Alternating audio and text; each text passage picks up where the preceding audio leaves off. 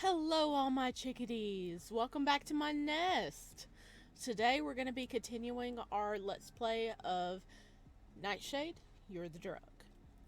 And wow, we left off at an interesting spot. We have an opportunity to have more fun time, I'm believing, with Dima, or, just turn it down and just hang out. I left the option up to you guys, but you left me high and dry, so the option is up to me. Goodness. If you haven't seen the other parts, I suggest you hop on over and check them out on the channel. They have their own playlist, so it'd be perfect way for you to check up to everything that's happening if you want to know. If not, buckle up, Buttercup, because we're jumping in. Alright. See, at this point, we're hanging out with Dima, so we can help Dima relax, or we can just hang out. And I left the option up to you guys, and it's still inconclusive. You guys kind of tied there, so it's up to me. So, we're going to just hang out. Dima seems cool and everything, but we're here for our boy Miska, okay? We can't cheat on him behind his back while he's being kidnapped by a evil organization, right? Right? Okay. We're just gonna hang out. Sasha smiled a little, his heart rate finally calming down. Can we hang out for a bit? Where's the bathroom? Dima blinked and turned towards the wide hallway beyond the living room. Motioning over in that direction, Dima rubbed the back of his neck and averted his gaze, despite the small smile he wore on his flushed face. It's, at the end of the hall there. If you want to shower, I can leave a towel on the sink for you. If you want to sleep in something more comfortable, I'll leave a shirt as well. It's like a 5-star hotel in here. Dima smiled, shaking his head with a chuckle. Yeah, well, this 5-star hotel only has one bed, so I'll take the couch. Are you sure? I mean, I'm surprised the couch doesn't pull out into a king-size bed. It's not selfish if it's an offer, right? I insist, really. Go shower. Sasha grinned and turned for the hall, disappearing down it in search of the bathroom. After a warm and heavily welcomed shower, Sasha dried off and dressed in an overly large t-shirt Dima had left for him. It was almost comical how large the shirt was in comparison to his own clothes. Still, he couldn't complain. It was soft and warm. Now clean, tired, satisfied, and still a little hungry, he headed towards the couch where Dima sat, reclined on the armrest and plopped down. Dima glanced up from the plump pad in his hand and eyed Sasha. Seeing him drowned in the shirt he gave made him grin. He glanced back down towards the device in his hand. Aren't you tired? You don't have to stay up if you want to go to bed. I'm more hungry than anything. I have this memory of someone promising me dinner.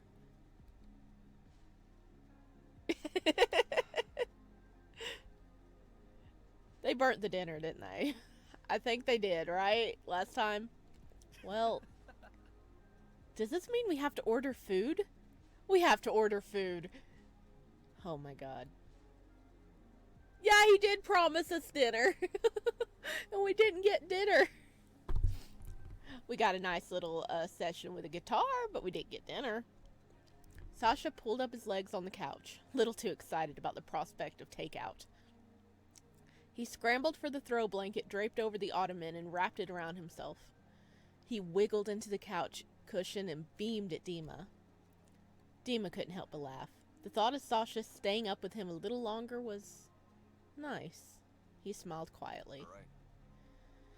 All right. Order whatever you want. Nice. Yes! Now let's see what's on TV. Tell us to order whatever we want. You might be faced with some more onion death burgers, dude. Oh, they're just gonna have his little Cuddle section, watch TV. Ooh, ooh, ooh. Are we back with Miska? Are we back with Miska? Huh? Huh? My child? The ceiling above the cell Mishka laid in was laden with small cracks and crevices. His gaze traced them as time dragged on. What time is it even? He had long since lost track. The pain in his face had subsided only a little, and the sting from the cut reminded him that he was, in fact, alive. Beneath him, the cold concrete was welcoming against the inflamed heat of his body. Purple bruises were forming where his wrists remained tightly bound. Dude, they've been leaving him tied up. They've had him all this time and they've just left him tied up in the cell. That's horrible. Come on. As he stared at the ceiling, his half-lidded gaze settled on a water-stained tile. A heavy feeling in his chest bound his heart in a tight squeeze, and every breath felt like a chore. He closed his eyes and exhaled slowly. When I close my eyes, there's always you I see.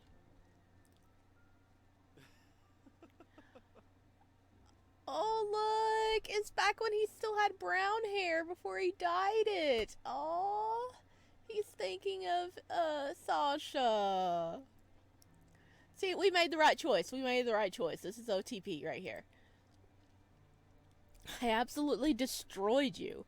Do you even know how to play a racing game? Yeah, well, you just got lucky. Next time I win, then you'll have to get me some candy from the store. Oh, so that's how it works. Does the winner get corner store candy? So where's mine then? No. You gotta put up a bet or something first. You can't claim a prize now. Mishka shook his head and smiled. The two had spent all evening playing games, and the sun setting over the city skyline as the night approached. The next time, I'll ask for a kiss as my prize. What the heck? Just bid up a favor or a hot dog or something, you weirdo. Hey. No.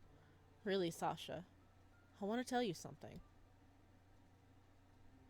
Hey, Mishka, let's go get something to eat, okay? I'm like really hungry.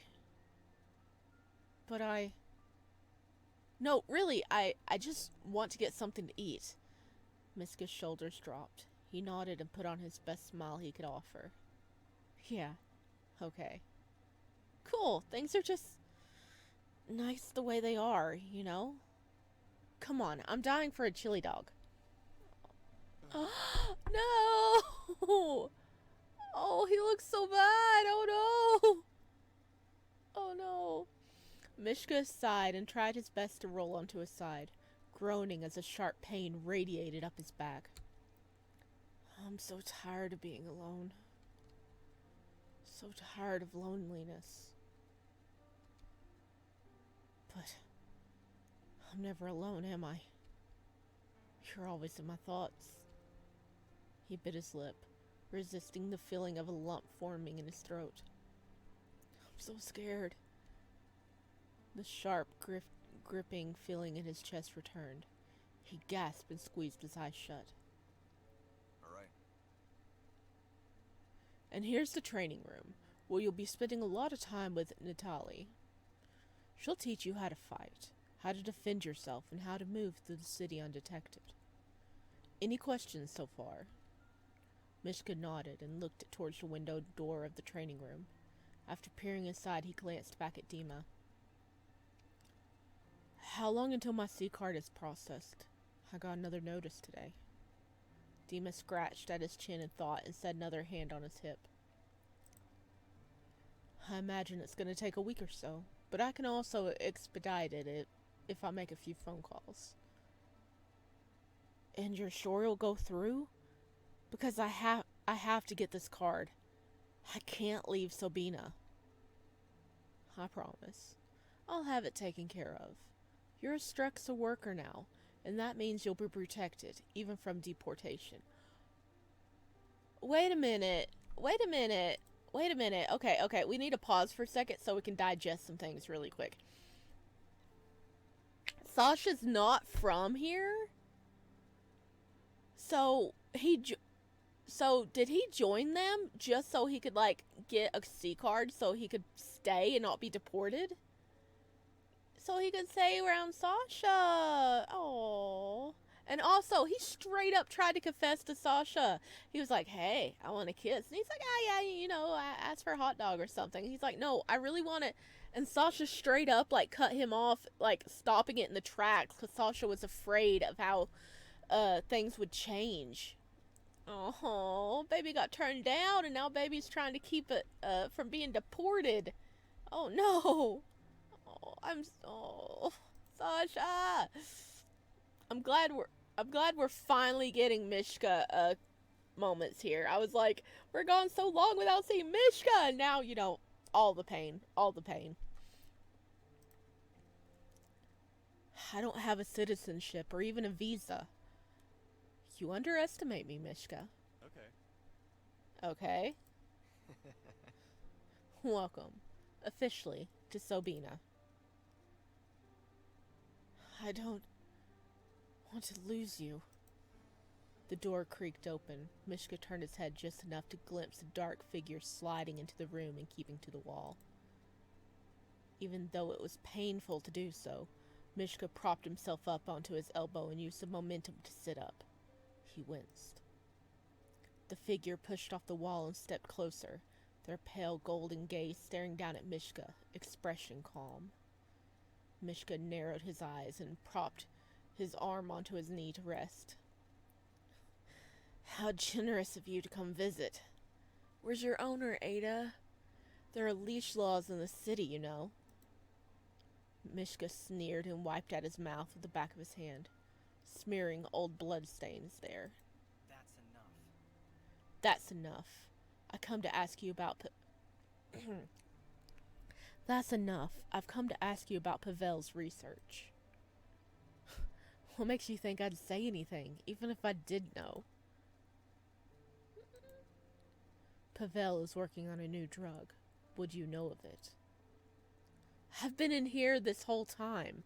How am I supposed to know what the fuck you're talking about? This would have been a drug he's been working on for a while. So what is it? I'm not telling you either way. Is Pavel working on a drug without addictive properties? Miska grinned and turned his head away with a dramatic shrug of his shoulders. And what good would that do? We all pump drugs into the city so we can fight over who owns it. Wouldn't making something without the risk of addiction be bad for business? Miska maintained his cheeky sneer. Timo would be out of business if that was the case. Ida narrowed his gaze, fingers biting into the metal fencing of the cell. Why do you continue to protect people who clearly do not care about you? They care about him! How dare! Miska scowled towards Ada and with a bit of effort stood up. I could ask you the same thing. Shaking his head, Miska stepped closer to the cell barrier. You are the strongest, most skilled assassin I have ever had the displeasure of meeting. So why? Why do you protect someone so... It's my job. He has you under his thumb. He... Oh! I love him. Miska stared at the man in front of him, finding that the more he stared, the faster and harder his heart began to race. Anger swept over his entire body. That's not love. You give your everything to him. And for what?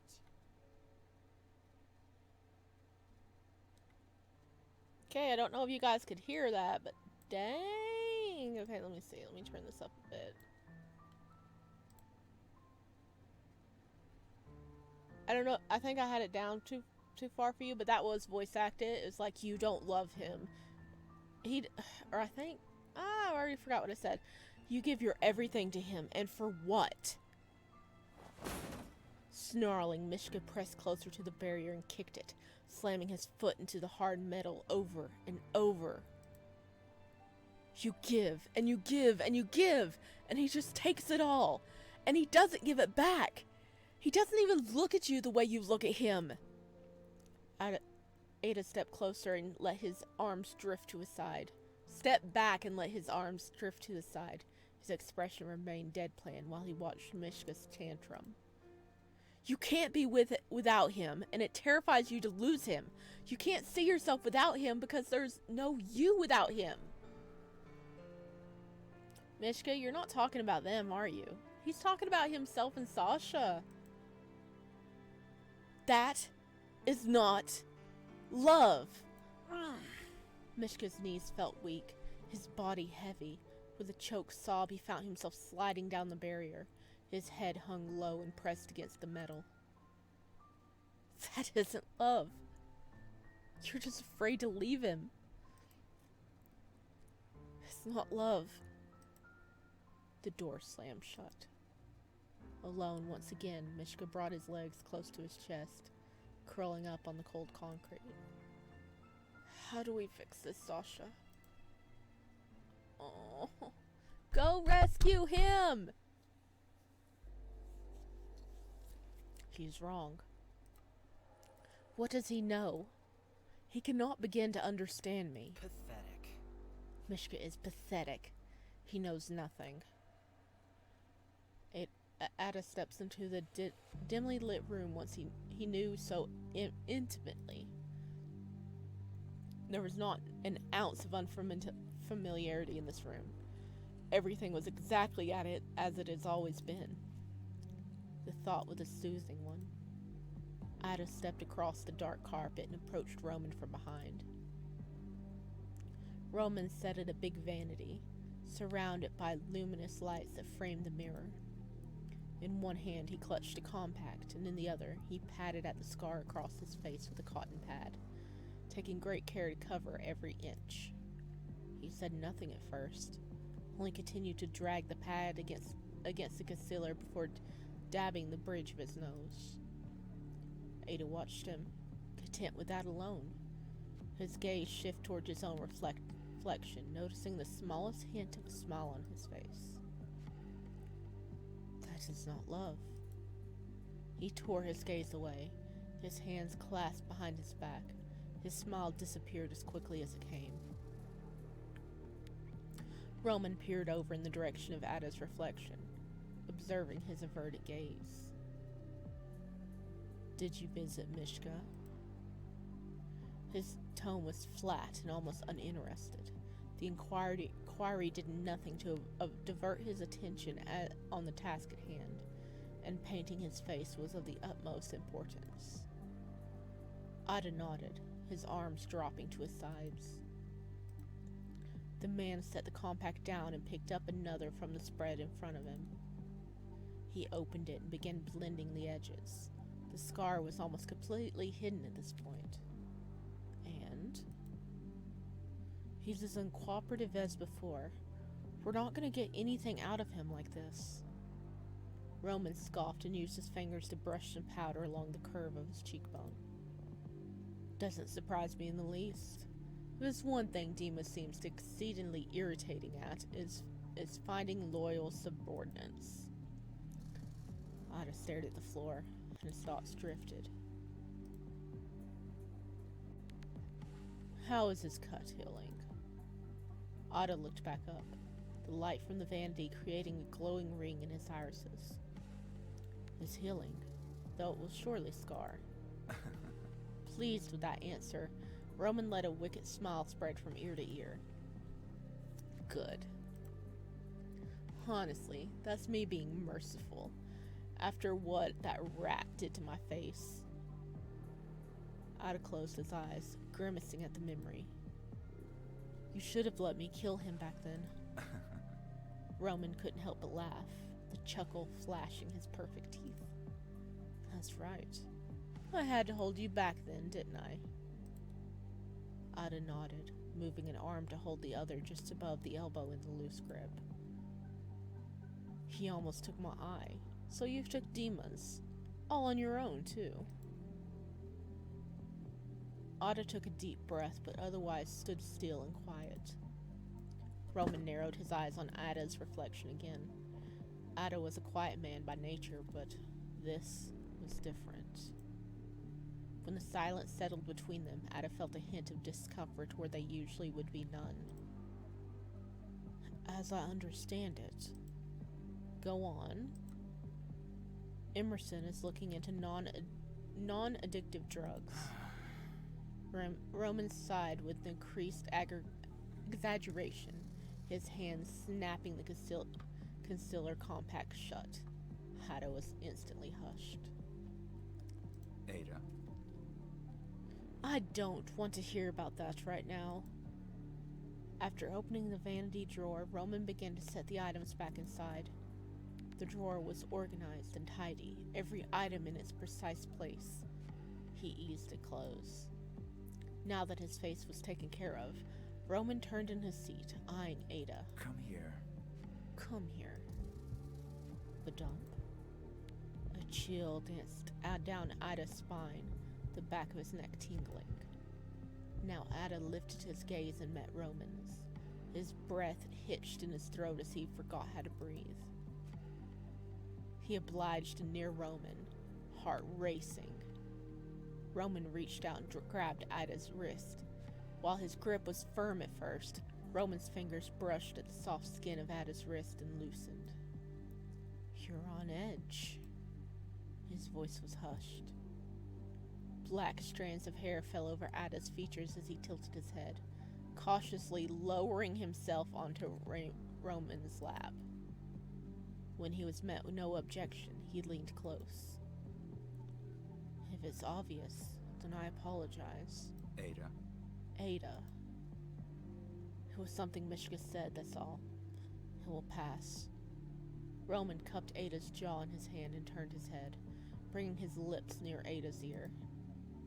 Don't listen to a word he says. You are perfect. The words held so much weight that hearing it roll off Roman's lips like that, Ada felt a wave of heat spread down his thighs. His exhale was shaky and uneven. Oh, the words went straight to certain areas, didn't it? Ada turned his nose to settle under Roman's jaw, his eyes closed. Roman smiled and let his hand drag along Ada's back, one finger at a time. You were perfect.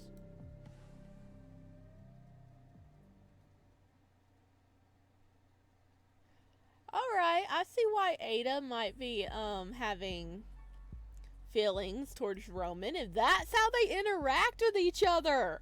Holy crap! Okay, yeah, I see this. I understand. Yeah. Okay, let's see, are we back at that flower shop? Bright and early, an all too familiar purple car pulled into the spot in front of the flower shop. The parking lot was otherwise completely empty, and a closed sign poised in the window was a clue as to why. Vadim gripped the wheel of the sports car and leaned his head back on the headrest behind him. He took a deep breath, flexing his fingers. Pav's been working all night. Maybe some flowers will cheer him up. Were you really gonna go get flowers? With a newfound determination, Vadim opened the door and stepped out of the car. After locking the door with a satisfying beep, he headed towards the closed shop. This was Strex's shop after all. They would let him in. He pressed his hands to his temple as he peered through the window. After spotting Siren near the back, he gently knocked on the glass.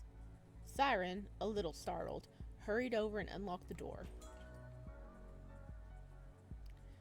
The bell chimed as he shoved the door open and peered at Vadim. Siren is so cute, though. Look at him.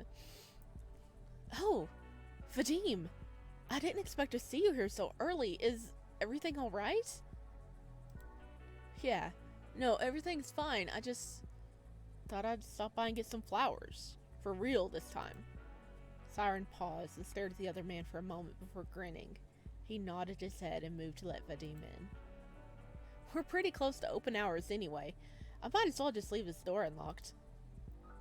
The two headed further into the store, Siren made for the cash register and began counting the drawer while Vadim started down an aisle of roses, surveying each bouquet.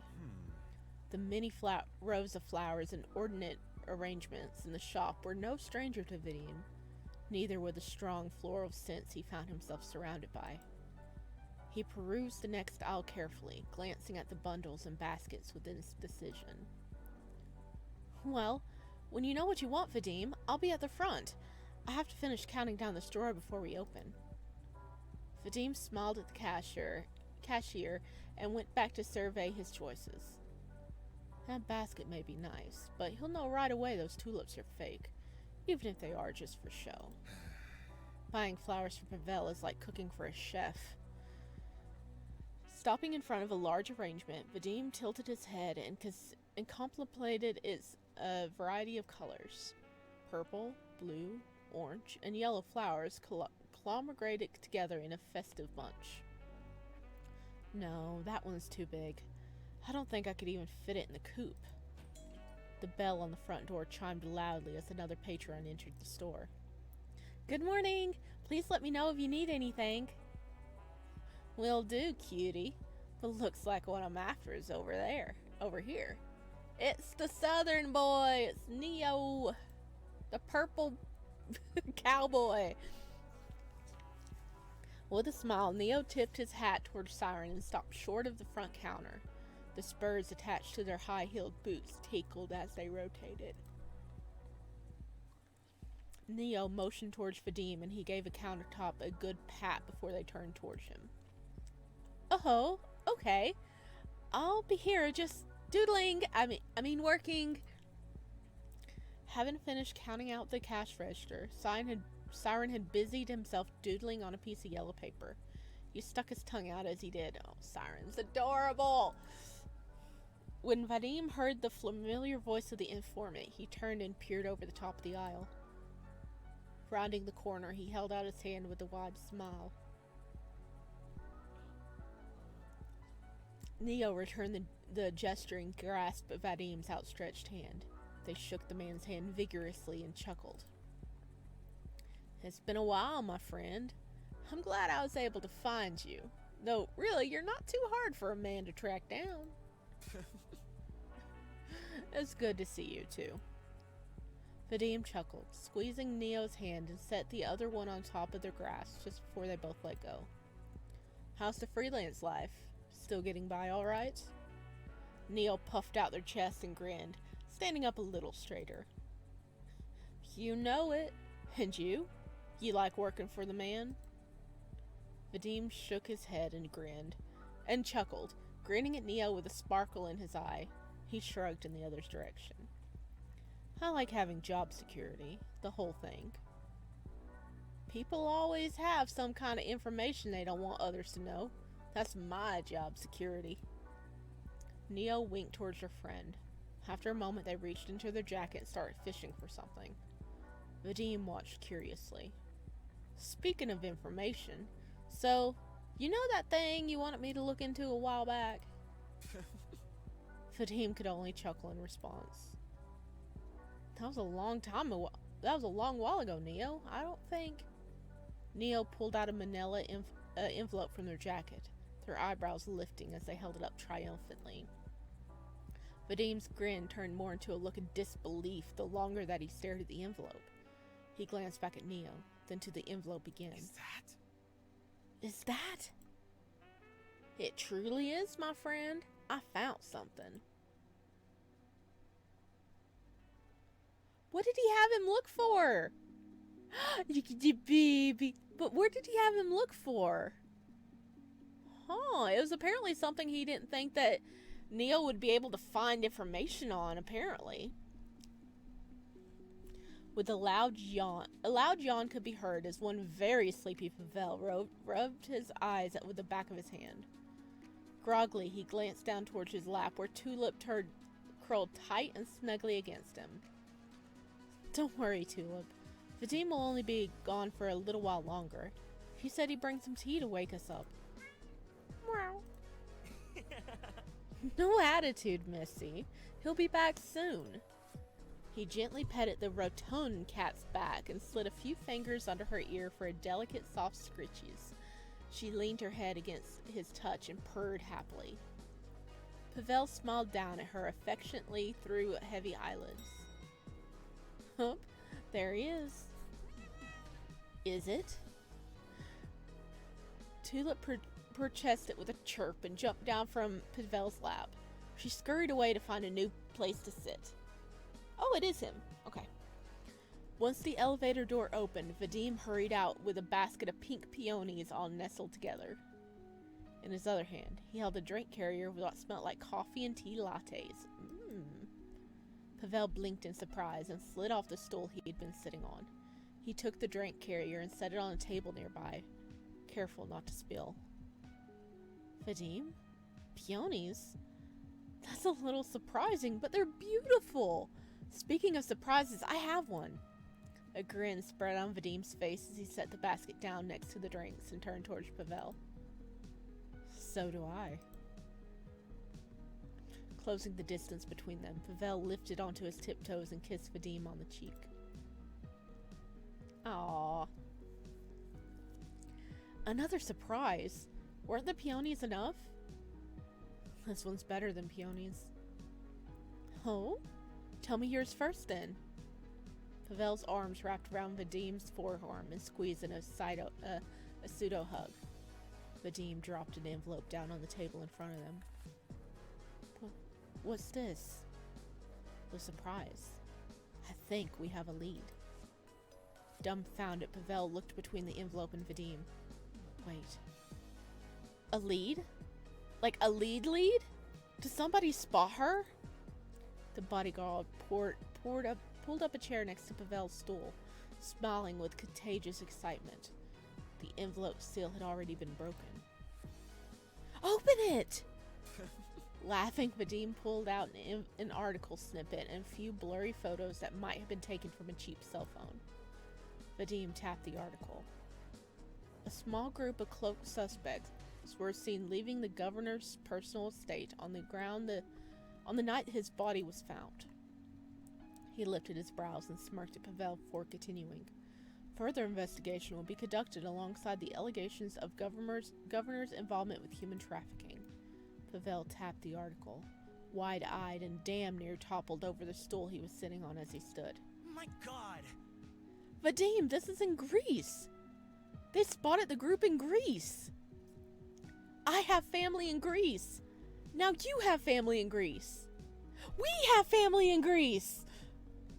What are we waiting for? I have so many things to pack and so many notes to write for someone to water the plants, and you finally get to meet my mom! Easy, okay?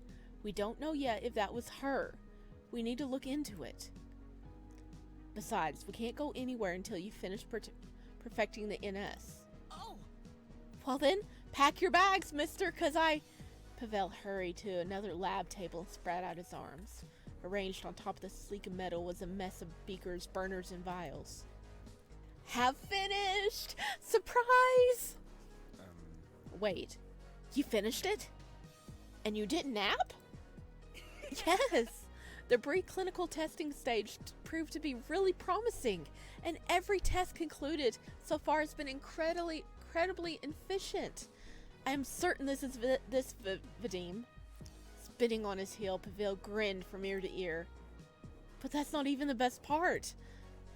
What's the best part? You going to bed after this? Pavel's smile was as wide as it could be. Initially, we were looking into how this new formula works with neurotransmitters in the brain, with the reward system and dopamine. And the goal was to figure out a way to turn the volume down, so to speak, on the trial drug's reward signals. Well, basically, we were able to isolate the non-addictive properties of the strain and amplify them, so... Taking a deep breath, Pavel's grin turned into uncontainable joy. He was almost vibrating. It made way more sense to turn our efforts into a pharmaceutical. It made way more sense to turn our efforts into a prescription drug that fights addiction. Strexa has made a pharmaceutical drug to combat addiction. We aim to release it soon in recovery centers within the city. Whoa! That is a total 180, dude! It made way more sense to turn our efforts into a prescription drug that fights addiction. Oh, they're doing an official press conference. Oh, look at him with his hair back. Strexa aims to release it soon in recovery centers within the city. This way, we can begin to take bigger steps towards helping the city of Sobina and its people. Dima's hands rest on either side the wooden podium in front of him, the attached microphone amplifying his voice. For far too long, we've sat idly by while the people in our city have suffered. Oh, excuse me. This new anti-addiction drug will be the first step in a long road to healing for addicts across Sobina. Cameras flickered and shuddered at the end of every sentence, poised and ready at a moment's notice. Strexa will completely fund the clinical trials and next stages of development for this breakthrough drug. Beyond that, we'll be partnering with the mayor to ensure the drug is both widely available and low cost. All right. I'll take any questions at this time. The crowd erupted, clamoring to get a word or question in. Roman's thumb pressed the volume button of the sleek plum plaid held until it was muted. He stared at the illuminated screen as the press conference came to an end, and the scream cut out. Oh, he not happy. Ada and Riker stood quietly by. The room was silent, save for the crackling flame in the modern fireplace. Sir, is there anything I can... The sound of Roman's growing laughter silenced Riker. He's practically spitting on me. This motherfucker is actually spitting in my face. Roman let out another chuckle as he stood it from the sofa, tablet still in his hand. That's just fantastic, isn't it? Roman lifted a hand to run through his hair, stopping near the back and tightening his fingers into the roots. His other arm dropped to his side, still cradling the plum pad. Whipping around towards Riker, Roman's smile was wide and provoking. He tilted his head back to laugh louder. Riker felt a prickle at the back of his neck and mirrored his smile. He nodded, let out a faint chuckle. First, this guy decides to blow up our warehouse, right? And then... Roman spun on his heels, approaching the large glass window and the curtain that covered it. His laughter shook his shoulders. And then he decides to brick my business. He wants to take away our market. And for what? So he can control my city? Can you believe this guy? Riker nodded and continued smiling, his laughter growing to accompany Roman's. He shook his head and rubbed the back of his neck. Yeah, that guy is, something else, right? Ada stood silently by, ever observing and watchful. Roman neared a marble countertop and leaned against it, his teeth flashing in a wicked grin. And the best fucking part is, my fucking brother is helping him do it.